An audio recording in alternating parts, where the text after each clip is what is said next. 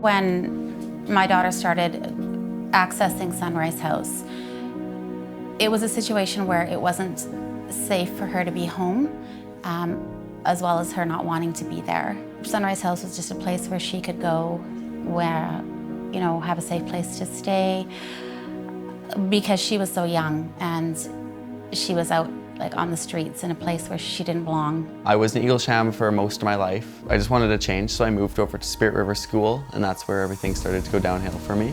For the first semester of school, things went super awesome.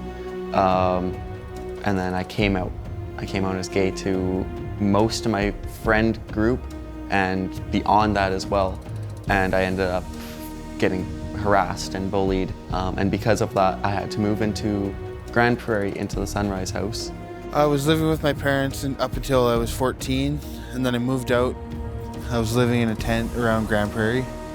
I would go around the mall asking people for money and stuff, trying to get some money some way.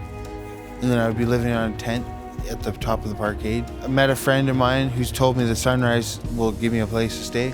Then we walked over there and they offered me a place to stay. I spent a lot of time in the evenings waiting for a phone call.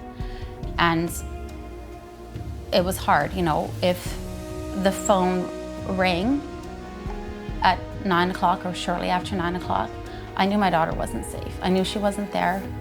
And it was just the most horrendous feeling, the most heart-dropping feeling, seeing that phone number come up on my phone. It really was like constantly, like that feeling, that fear of watching your toddler run out onto the street and you see a bus coming and you know you can't get there fast enough. You can't get there. And that was my life. I couldn't get there. I watched and I couldn't do anything.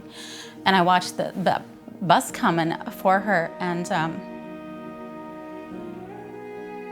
it just, every day was like this. Every hour was like this. Every minute was like this.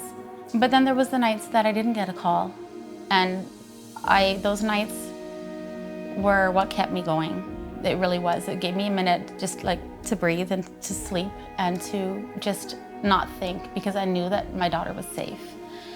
And being looked after and being talked to and being cared for and being, you know, fed. And she was warm, because there was a lot of nights that she was not warm.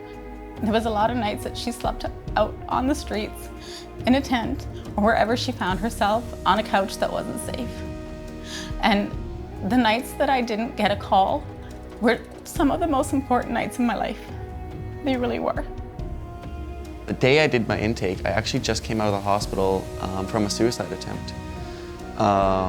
So obviously when I first came into the Sunrise House, I wasn't myself. I wasn't doing very well. I was at rock bottom.